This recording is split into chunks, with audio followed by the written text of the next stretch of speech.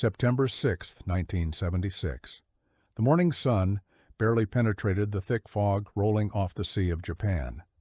At Hakodate Airport, a small civilian facility on the northern Japanese island of Hokkaido, air traffic controllers were settling into what they expected to be another routine Monday. The radar screens glowed softly in the dim control room, tracking the usual commercial flights crossing between Japan and the Soviet Union. Nothing seemed out of the ordinary. Then, without warning, an unidentified blip appeared on their screens. The controllers leaned forward, squinting at the anomaly. The aircraft was approaching fast, far too fast for a commercial airliner. It was diving through Soviet airspace, heading directly toward Japanese territory. No flight plan, no radio contact, no identification transponder. The blip crossed the invisible boundary between nations, and suddenly the controllers realized they were watching something unprecedented unfold before their eyes. Within minutes, confusion turned to alarm. The unidentified aircraft was descending rapidly toward Hakodate. Emergency protocols kicked in, phones rang, authorities were notified. But before anyone could formulate a proper response, the mystery aircraft touched down on the civilian runway with a thunderous roar that shattered the morning calm. As the screaming engines finally spooled down, ground crew and airport staff emerged cautiously from their stations, staring in disbelief at what had just landed on their tarmac. It was like nothing they had ever seen before. The aircraft was massive, sleek, and unmistakably military. Its dark gray fuselage gleamed even in the muted light. Twin vertical stabilizers jutted into the foggy sky like the fins of some predatory shark. This was no lost civilian aircraft. This was a weapon of war. The canopy opened, and a lone figure climbed down from the cockpit. He was wearing a Soviet flight suit, his face pale but composed. Lieutenant Viktor Ivanovich Belenko, 29 years old, had just completed the most daring defection of the Cold War era. And he had brought with him the crown jewel of Soviet aviation, the aircraft that Western intelligence agencies had obsessed over for nearly a decade, the Mikoyan-Gurevich MiG-25 Foxbat. The implications were staggering. This wasn't just a defection. This was the intelligence coup of the century. To understand the magnitude of what had just occurred, we need to step back and explore the world that created both the man and the machine. The Cold War was at its height in the 1970s, a period of paranoia, espionage, and technological one-upmanship between two superpowers locked in an ideological struggle that threatened to engulf the entire world. The United States and the Soviet Union eyed each other across fortified borders, each convinced that the other was plotting their destruction. Nuclear arsenals grew. Proxy wars erupted across continents, and in the shadows, intelligence agencies worked tirelessly to uncover the secrets their adversaries guarded so jealously. Aviation technology became one of the primary battlegrounds of this shadow war. Whoever controlled the skies controlled the battlefield. Both sides poured enormous resources into developing faster, deadlier aircraft. Every new fighter jet, every bomber, every reconnaissance plane represented not just engineering prowess, but national prestige and military superiority. In the early 1960s, American engineers unveiled a revolutionary aircraft that would change the nature of aerial warfare, the North American XB-70 Valkyrie. This experimental bomber was designed to fly at 3 times the speed of sound, cruising at altitudes above 70,000 feet. At such speeds and heights, it would be virtually untouchable, able to penetrate Soviet airspace and deliver its payload before defenders could react. The Valkyrie represented America's technological edge, a symbol of Western superiority in the high-stakes game of deterrence. Soviet military planners watched the development of the Valkyrie with growing alarm. Their existing fighters simply couldn't match its performance. If the Americans deployed such aircraft in significant numbers, the entire Soviet air defense network would be rendered obsolete. Something had to be done, and quickly. The response came from the legendary Soviet design bureau of Mikoyan-Gurevich, known universally by its initials, MiG. Artem Mikoyan and Mikhail Gurevich, the brilliant minds behind numerous successful fighters, were tasked with creating an interceptor capable of catching and destroying the American superbomber. The specifications were daunting. It had to reach speeds exceeding Mach 3, climb to altitudes beyond 80,000 feet, and carry powerful missiles capable of bringing down a high-altitude target. The result was the MiG-25, given the reporting name Foxbat by NATO intelligence analysts. The first prototype took to the skies in 1964, and immediately whispers began circulating in Western military circles. Satellite reconnaissance captured images of a large, powerful aircraft, unlike anything in the Soviet inventory. Defector reports and signals intelligence suggested it possessed extraordinary performance capabilities. Some estimates claimed it could reach speeds of Mach 3.2, others suggested even higher. Western intelligence became obsessed with the Foxbat. What were its true capabilities? What materials was it made from? What kind of radar and avionics did it carry? How would NATO fighters fare against it in combat? These questions haunted Pentagon briefing rooms and NATO headquarters throughout the late 60s and early 70s. The few glimpses Western observers caught of the MiG-25 only deepened the mystery. In 1967, the Soviet Union shocked the world by using modified MiG-25s to set multiple aviation records. They claimed speeds and altitudes that seemed almost impossible. At the Paris Air Show in 1973, a MiG-25 made a dramatic appearance, its massive airframe and powerful engines leaving spectators awestruck. The Soviets made sure the West knew they possessed something special, but they guarded the technical details with obsessive secrecy. American aircraft designers grew increasingly worried. Some feared that the Soviets had achieved a breakthrough, that the MiG-25 represented a generational leap in fighter technology. This concern directly influenced Western aircraft development. The United States accelerated programs for advanced fighters like the F-15 Eagle, specifically designed to counter the perceived threat of the Foxbat. Billions of dollars were spent, careers were made and broken, and all based on estimates and guesswork about an aircraft shrouded in Soviet secrecy. But the MiG-25 wasn't just a technical marvel or an intelligence enigma. It was also a prison for some of the men who flew it, and one of those men was Viktor Belenko.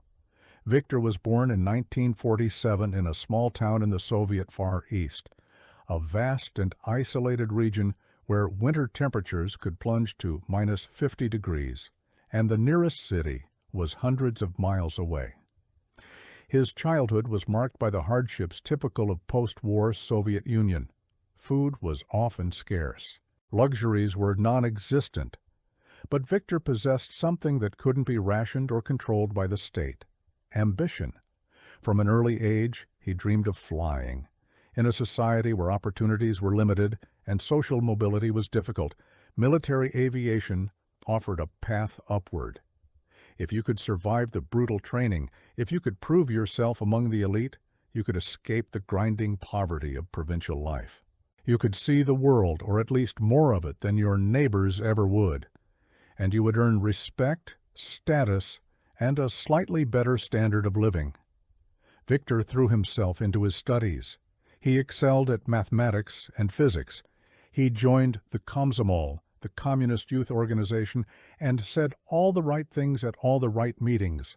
He learned early that in the Soviet system, survival required two faces: the public face that expressed unwavering loyalty to the state and the party, and the private face that harbored doubts, questions, and dreams that couldn't be spoken aloud. He was accepted into military pilot training, a grueling process designed to weed out all but the most capable and dedicated. Many washed out.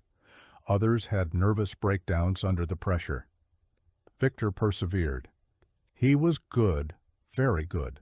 His instructors noted his natural feel for aircraft, his quick reflexes, his ability to remain calm under pressure. He progressed through increasingly advanced aircraft, each step bringing him closer to his ultimate goal, flying fighters. But as Victor climbed the ranks, he also began to see the cracks in the system, the inefficiency, the corruption, the casual cruelty of officers toward their subordinates. The gap between propaganda and reality grew harder to ignore. In public meetings, party officials spoke of the glorious achievements of socialism, of the superiority of the Soviet way of life. But Victor saw how those same officials used their positions to secure luxuries denied to ordinary citizens. He saw how incompetence was rewarded if you had the right connections, while talented individuals without political backing were overlooked. And then there was the propaganda itself. In the early 1970s, Victor was stationed at an airbase near the Soviet-Chinese border, a tense frontier where skirmishes sometimes erupted between the two communist giants. Soviet media portrayed China as backward and aggressive, a threat to socialist brotherhood. But Victor talked to soldiers who had been on the border. He heard stories that contradicted the official narrative. He began to realize that perhaps everything he had been told couldn't be trusted. His doubts deepened when he was finally cleared to fly the MiG-25. This should have been the pinnacle of his career, the ultimate achievement. The Foxbat was the most advanced interceptor in the Soviet arsenal, the aircraft that Western intelligence supposedly feared above all others. Victor had heard the boasts, the claims of superiority. He expected to step into a cockpit filled with cutting-edge technology, the culmination of Soviet engineering genius. What he found instead shocked him. The MiG-25 was impressive in some ways, certainly. Its twin Tumansky engines could push it to incredible speeds. It could climb like a rocket. But up close, flying it day after day, Victor began to notice things that troubled him. The build quality was inconsistent. Components seemed crude compared to what he expected. The systems were temperamental. Maintenance was constant and often improvised. And the technology, the vaunted advanced technology that was supposed to make this aircraft superior to anything in the West, seemed oddly outdated. The radar in particular puzzled him. Instead of the transistorized solid-state systems he had heard about, the MiG-25's radar used vacuum tubes, the same basic technology that had been common in the 1940s and 50s. Vacuum tubes were bulky, power-hungry, and fragile. They generated enormous heat. They burned out frequently and had to be replaced. This was cutting edge? This was the technology that had the Americans worried? Victor said nothing, of course. Questioning such things was dangerous. But the seed of disillusionment had been planted, and it grew with each passing month. The final straw came from an unexpected source: Western radio broadcasts. Listening to foreign radio was technically illegal in the Soviet Union, but many citizens did it anyway, curious about the world beyond their borders. Victor began tuning in to Voice of America, BBC, and other Western stations. He heard descriptions of life in the West that contradicted everything Soviet propaganda claimed. Yes, the broadcasts were surely biased in their own way, Victor reasoned, but the sheer volume of detail, the consistency across different sources, suggested there was truth there. He learned about freedoms he had never experienced. He heard about economic opportunities, about standards of living that seemed almost fantastical compared to what he knew. He discovered that the West wasn't the crumbling, violence-ridden hellscape depicted in Soviet media, and most importantly, he realized that it was possible to leave. People had defected before. Some had succeeded. Maybe, just maybe, he could too. The decision to defect is never simple. Victor wasn't just contemplating leaving a job or a town. He was considering abandoning his homeland, his language, his culture. He would be labeled a traitor. His family would face consequences, ostracism at minimum, possibly worse. He would never see his mother again, never return to the places of his childhood. And the attempt itself was incredibly dangerous. If caught, he would face a trial and almost certain execution, or at best, decades in a prison camp, under conditions designed to break human beings. But staying had become unbearable. Victor felt suffocated by the lies, the restrictions, the constant surveillance. He was 29 years old, and he couldn't imagine living the next 40 or 50 years in this system.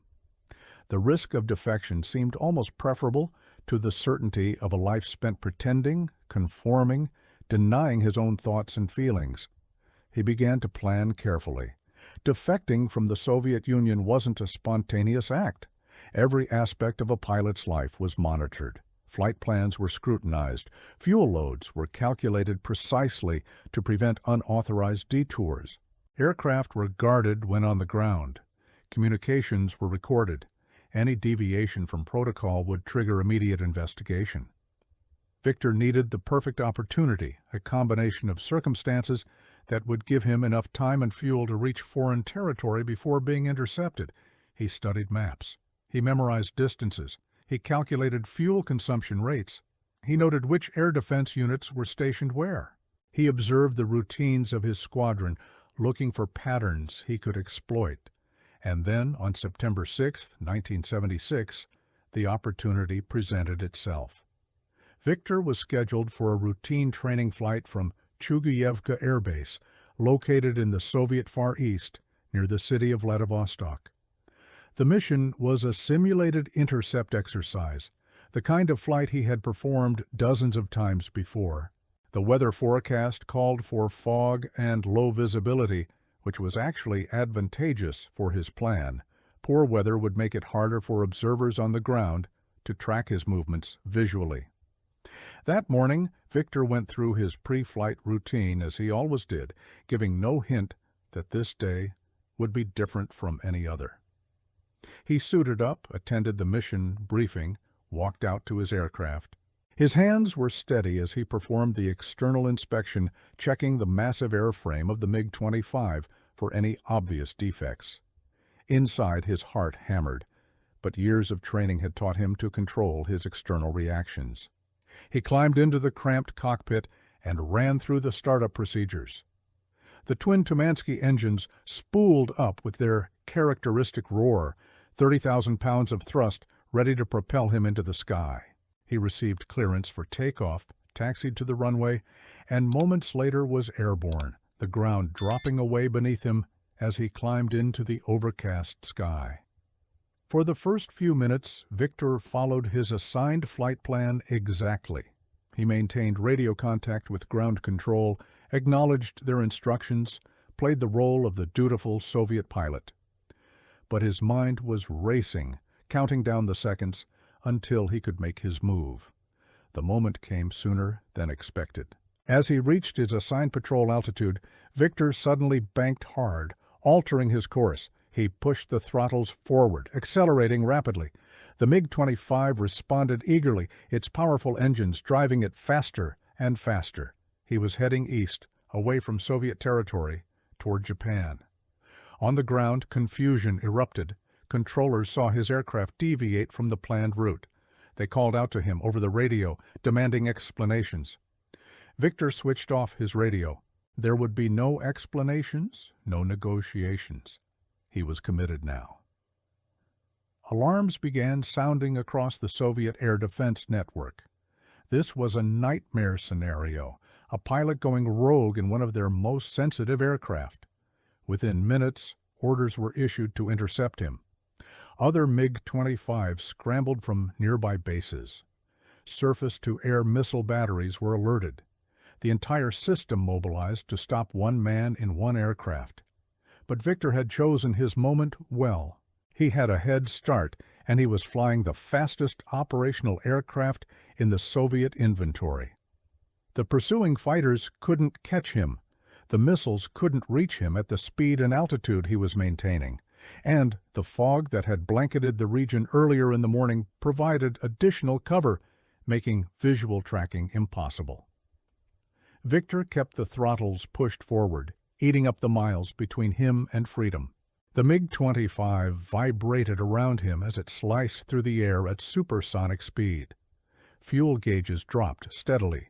He had calculated his fuel carefully, But there was no margin for error. If he had miscalculated, if he encountered unexpected headwinds, if the fuel gauges were inaccurate, he would flame out over the ocean, and that would be the end. But his calculations proved accurate. As he crossed into Japanese airspace, he began his descent toward Hakodate. He had made it. Against all odds, he had escaped. The landing, under normal circumstances, would have been routine for a pilot of his skill. But nothing about this situation was routine. Victor was flying a supersonic interceptor designed for high-altitude operations, not for landing on short civilian runways. He was low on fuel. His engines could flame out at any moment. He was unfamiliar with the airport layout and approach procedures, and he was operating on pure adrenaline after the most stressful hour of his life. He brought the big fighter down hard, the tires screeching in protest as they grabbed the pavement. The MiG-25 rolled down the runway, slowing gradually. Victor applied the brakes carefully, mindful that he could easily blow a tire or skid off the runway. Finally, blessedly, the aircraft came to a complete stop. He sat in the cockpit for a long moment, his hands still gripping the controls, barely believing he had actually succeeded. Then he opened the canopy and climbed down onto foreign soil for the first time in his life. The initial response from Japanese authorities was cautious, almost bewildered. They had no protocol for this situation. A Soviet pilot had just defected in a top-secret military aircraft, landing without permission at a civilian airport. What were they supposed to do? The aircraft was Soviet property, technically. Did they have the legal right to examine it? What about the pilot himself? Was he a refugee seeking asylum or a spy? Could this be some kind of elaborate trick? Victor requested political asylum immediately. Through interpreters, he made it clear that he had no intention of returning to the Soviet Union. He wanted to defect to the United States, and he was willing to provide information about the aircraft he had brought with him, information he knew would be of immense value to Western intelligence. Within hours, the situation had escalated to the highest levels of both the Japanese and American governments. Urgent communications flew between Tokyo and Washington. In Moscow, Soviet leaders were apoplectic with rage and panic. They had lost not just an aircraft, but an enormous strategic secret. They knew what the Americans would find when they examined the MiG-25, and the thought was unbearable. The Soviet response was swift and predictable. They issued immediate demands for the return of both the pilot and the aircraft. Soviet diplomats claimed Victor had simply lost his way, that this was all a terrible misunderstanding. They insisted the aircraft had strayed into Japanese airspace accidentally due to a navigation malfunction. They threatened consequences if their property wasn't returned immediately. But even as Soviet officials made these public statements, they knew they weren't convincing anyone. A navigation error doesn't explain a pilot who switches off his radio and refuses all contact. It doesn't explain a direct flight path toward Japan. The world wasn't buying the official explanation, and more importantly, neither was Japan or the United States. The Japanese government found itself in a delicate position. Japan and the Soviet Union had a complicated relationship marked by historical grievances and ongoing territorial disputes. But Japan was also a crucial American ally, hosting significant U.S. military forces. The decision of what to do with Belenko and his aircraft had serious geopolitical implications. After careful deliberation, Japan granted Victor temporary asylum and agreed to allow American intelligence agencies access to the MiG-25. It was a decision that would yield intelligence dividends beyond anyone's expectations. The MiG-25 was carefully transported to a secure hangar where a team of American aerospace engineers, intelligence analysts, and military experts converged. This was the opportunity they had dreamed about for years. Finally, they would get to examine the legendary Foxbat up close, to understand its secrets, to evaluate its true capabilities. The team approached the aircraft with a mixture of excitement and trepidation. What would they find? Would the MiG-25 prove to be as advanced as feared, or had Soviet capabilities been overestimated? They began with external examination, carefully documenting every detail. The sheer size of the aircraft was impressive, its twin-tailed profile distinctive and aggressive-looking. But as they looked closer, they noticed things that surprised them. The build quality, while generally sound, was not as refined as they expected. Panel gaps were larger than American standards would permit. Some welds were crude, fasteners were sometimes mismatched. But these were relatively minor observations. The real revelations came when they began disassembling the aircraft, removing panels to access the internal systems. And what they found inside was simultaneously enlightening and shocking. The first surprise was the construction material. The MiG-25 was built primarily from nickel steel, not the advanced titanium alloys that American analysts had assumed.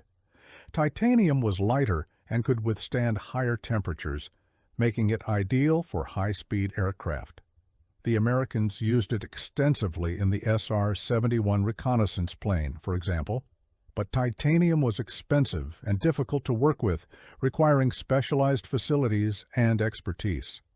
The Soviets had taken a different approach. They used steel because it was cheaper and easier to manufacture in large quantities.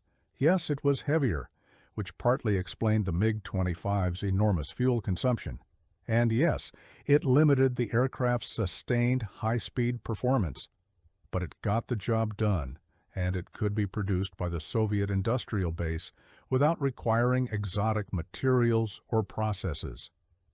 This was the first clue that Soviet design philosophy was fundamentally different from what Western engineers had assumed. The MiG-25 wasn't trying to be elegant or efficient. It was designed to be effective and producible, to meet specific performance requirements using available resources and technology. But the real eye-opener came when the engineers examined the avionics, particularly the radar system. They removed panels covering the radar bay and stopped, staring in disbelief at what they found. Instead of the sophisticated transistorized systems they expected, they were looking at hundreds of vacuum tubes. Vacuum tubes, the same basic technology that had been standard in the 1940s. The same technology that had been rendered largely obsolete by the invention of the transistor decades earlier. One engineer reportedly laughed out loud when he saw it. Others shook their heads in amazement. This was the fearsome Soviet technology that had driven Western military planning for years. This was what billions of dollars had been spent to counter. Stone Age technology. The initial reaction was almost dismissive. Some team members felt almost insulted, as if the Soviets had been playing a joke on Western intelligence all this time. The Americans had been building increasingly sophisticated aircraft to counter a threat that was, in some ways, technologically primitive. But as the examination continued, a more nuanced picture emerged. Yes, the vacuum tube radar was crude by Western standards, but it wasn't entirely without merit. The engineers began to understand that the Soviet designers had made this choice deliberately, not out of ignorance or technological backwardness. Vacuum tubes, for all their bulk and power requirements, had some advantages in certain applications. They were more resistant to electromagnetic pulse effects, which could be important in a nuclear warfare scenario. They could handle higher power levels, allowing for a more powerful radar that could detect targets at longer ranges. And crucially for the Soviet system, they were easier and cheaper to manufacture using existing industrial infrastructure. The Soviet Union in the 1960s and 70s was not as technologically advanced as the United States in many areas. Their semiconductor industry lagged behind. Miniaturization technology was less developed, but they were facing the same military requirements, the same need to counter Western strategic bombers and reconnaissance aircraft, so they used what they had available, and they used it effectively. The MiG-25's radar, despite its archaic technology, was actually quite powerful. It could detect large targets at considerable distances. For its intended role as a high-altitude interceptor designed to shoot down bombers and reconnaissance planes, it was adequate. It wasn't elegant, it wasn't efficient, but it worked. This realization led to a broader reassessment of Soviet capabilities. The MiG-25 represented a different engineering philosophy, one driven by practical constraints and available resources rather than pursuit of technological sophistication for its own sake. It was a philosophy shaped by Soviet industrial reality. Make do with what you have. Prioritize quantity and reliability over quality and refinement, and above all, build something that works even if it's not perfect. The examination of the engines revealed similar patterns. The Tumansky turbojets were powerful but crude. They consumed fuel at an alarming rate, limiting the aircraft's range and endurance. They required frequent maintenance, but they could push the MiG-25 to Mach 2.8, and for short bursts, even faster. Again, not elegant, but effective for the specific role. The flight control systems were similarly basic. The MiG-25 lacked the sophisticated fly-by-wire systems that were beginning to appear in Western fighters. Control inputs were transmitted mechanically, requiring significant pilot strength at high speeds. The cockpit instrumentation was functional, but Spartan. There were no fancy multifunction displays, no advanced navigation aids, just the essential instruments needed to fly, fight, and get home. As the American team compiled their findings, patterns emerged. The MiG-25 was optimized for one specific mission, to intercept high-altitude, high-speed bombers. For that mission, it was actually quite good, despite its technological crudeness. Its speed and climb rate were genuinely impressive. Its missiles were effective, but it was also limited. It wasn't a dogfighter. It couldn't maneuver effectively in close combat. Its range was poor. It was a specialized tool, not a versatile weapon. This understanding had immediate practical implications. The F-15 Eagle, which had been designed partly to counter the MiG-25, was actually over-engineered for the task. It was a far more capable aircraft than necessary to deal with the Foxbat. But this wasn't entirely bad news. The F-15's advanced capabilities made it effective against a wide range of threats, not just the MiG-25.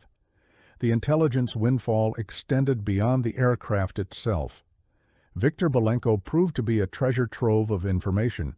Unlike the airplane, which could only reveal its own secrets, Viktor knew about Soviet training procedures, tactics, base security, maintenance practices, and the broader context of Soviet military aviation. He spent months being debriefed by intelligence analysts, answering thousands of questions. He described the daily life of Soviet pilots, the political indoctrination they endured, the surveillance they lived under. He detailed the weaknesses he had observed in Soviet air defense systems. He explained how Soviet commanders thought, what their priorities were, what they feared. This human intelligence, combined with the technical intelligence from the aircraft, painted a comprehensive picture of Soviet aerial capabilities. Viktor also shattered some myths. Yes, the MiG-25 could reach impressive speeds, but only for very short periods. Sustained flight at Mach 2.8 would destroy the engines. The aircraft's service ceiling was high, but not as high as some estimates had suggested. Its combat radius was limited by its enormous fuel consumption. Many of the performance claims that had so worried Western planners turned out to be exaggerated or achievable only under very specific, unrealistic conditions. The revelation of the MiG-25's true capabilities had strategic implications. For years, NATO air forces had operated under certain assumptions about Soviet capabilities. Those assumptions had driven procurement decisions, tactical doctrine, and defense planning. Now, suddenly, those assumptions needed to be revised. This didn't mean the Soviet threat was trivial. The USSR still possessed enormous military power, thousands of aircraft, a massive army, nuclear weapons.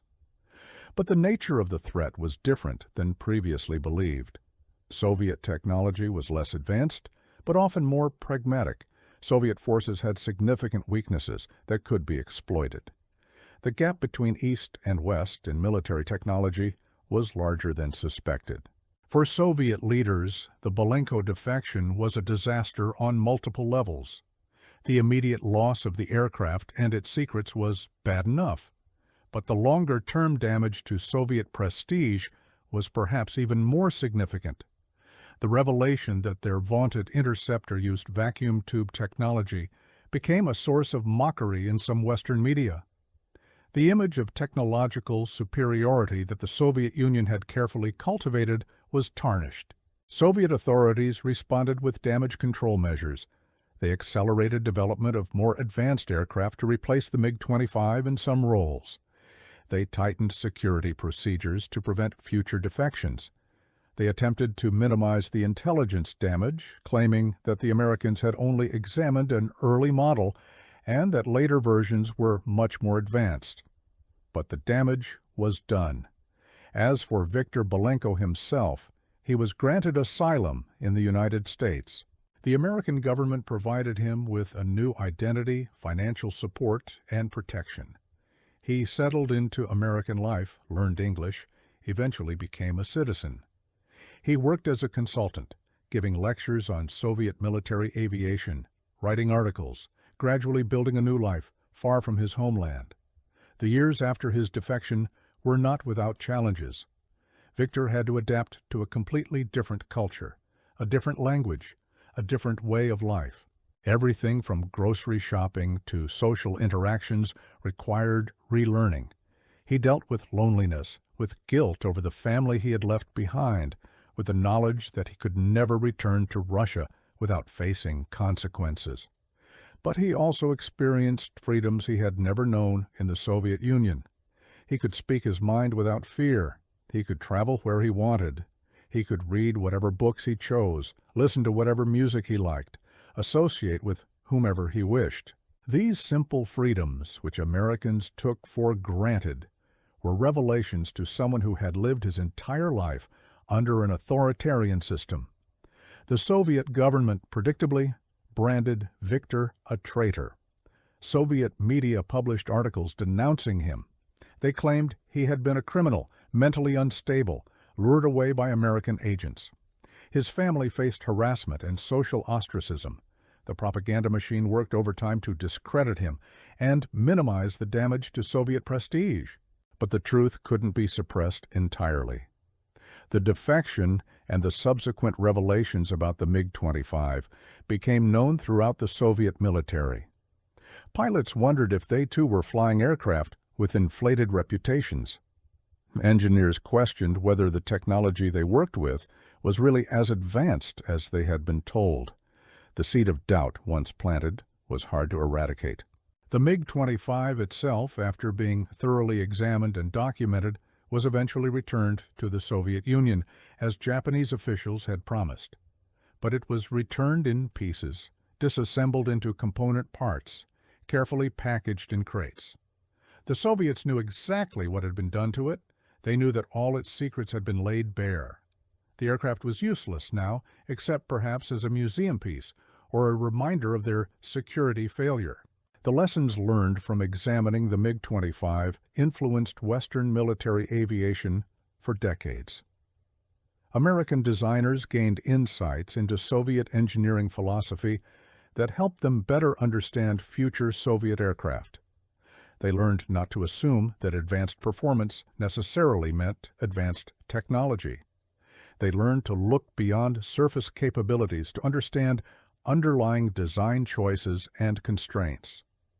The episode also highlighted the importance of human intelligence.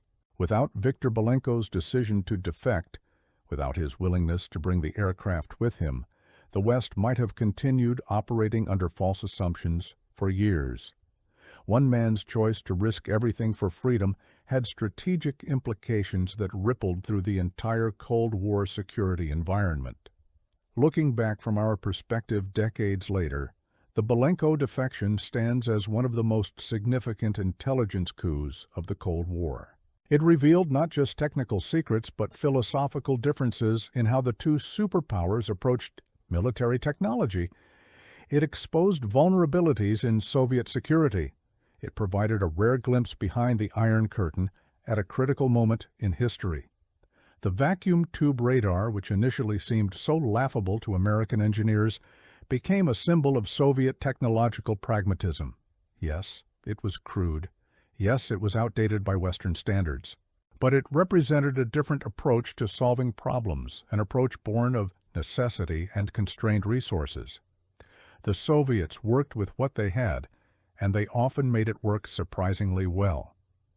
This realization extended beyond the MiG-25.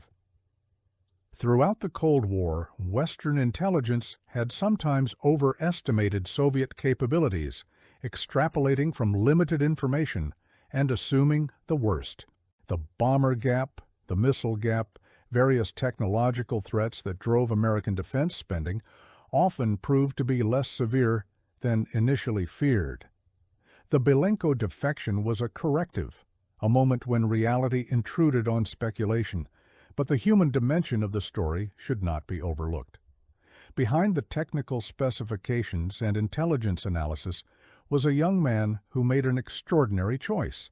Viktor Belenko risked his life, sacrificed his family relationships, and abandoned his homeland because he believed in something better. His story is ultimately about courage, about the power of individual choice even in the most restrictive circumstances. In the decades since his defection, Viktor has occasionally spoken publicly about his experiences.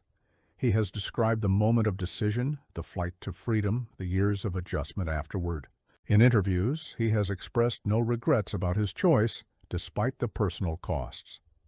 He found in America the freedom and opportunity he had sought, and his defection, whatever his original motivations, ended up serving a larger purpose by contributing to Western understanding of the Soviet threat.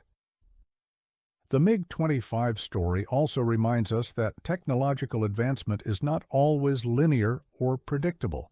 The most sophisticated solution is not always the best solution. Sometimes simpler technology, applied cleverly and pragmatically, can be just as effective. The Soviets understood this out of necessity. Their industrial base couldn't always match Western sophistication, so they found ways to achieve their objectives with the tools they had available. This philosophy had both strengths and weaknesses. On one hand, it allowed the Soviet Union to maintain military parity with the United States, despite having a smaller, less advanced economy. Soviet weapons were often simpler, cheaper to produce, and easier to maintain than their Western equivalents. This made them effective and reliable, if not always elegant. On the other hand, this approach had limitations. The emphasis on simplicity and producibility sometimes came at the cost of performance and versatility. Soviet weapons were often optimized for specific scenarios, less adaptable to changing circumstances, and the gap in underlying technological capabilities meant that as Western technology advanced, it became increasingly difficult for Soviet systems to keep pace. The MiG-25 exemplified both the strengths and weaknesses of this approach. For its intended role, intercepting high-altitude bombers, it was effective despite its technological crudeness, but it couldn't adapt easily to other missions. When the threat it was designed to counter evolved, the aircraft became less relevant. The story of the MiG-25 and Viktor Belenko also illustrates the unpredictable nature of history. No one could have predicted that a single pilot's decision to defect would have such far-reaching consequences. Military planners had spent years and vast resources trying to understand the foxbat through traditional intelligence methods with limited success. Then, in a matter of hours, one man delivered the answers directly. This unpredictability is characteristic of the Cold War, a conflict defined by shadowy maneuvers and sudden revelations. For decades, the two superpowers probed each other's defenses, tested each other's resolve, sought advantages in technology and intelligence. The struggle played out in proxy wars, espionage operations, technological competitions, and ideological battles. The Belenko defection was one dramatic moment in this long, complex confrontation. As we examine this episode from the vantage point of history, we can see how it fits into larger patterns. The Cold War was ultimately won not through direct military confrontation, but through the accumulated weight of economic, technological, and ideological factors. The Soviet system, for all its military might, proved unable to sustain the burden of competing with the West across all these dimensions simultaneously. The deficiencies revealed in the MiG-25 were symptomatic of broader Soviet challenges. The reliance on vacuum tubes wasn't just a design choice for one aircraft. It reflected the lag in Soviet semiconductor technology, which in turn reflected deeper problems in Soviet industry and innovation. These problems would become more acute over time, contributing to the system's eventual collapse. But in 1976, that collapse was still 15 years away. The Cold War seemed endless, an immutable fact of international life. The Soviet Union appeared strong, perhaps stronger than it actually was.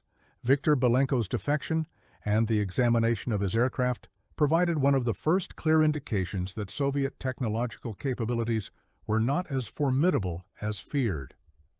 The engineers who examined the MiG-25 at Hakodate did more than just analyze an aircraft.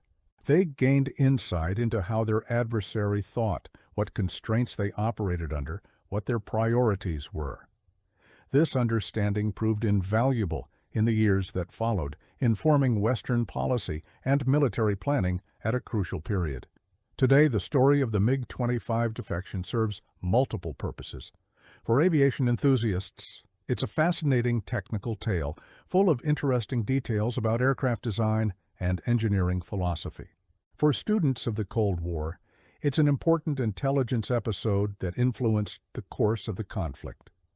For those interested in human stories, it's a reminder of the courage required to make life-changing decisions in the face of enormous pressure and risk. The vacuum tube radar, once a source of mockery, is now seen more sympathetically by historians and engineers.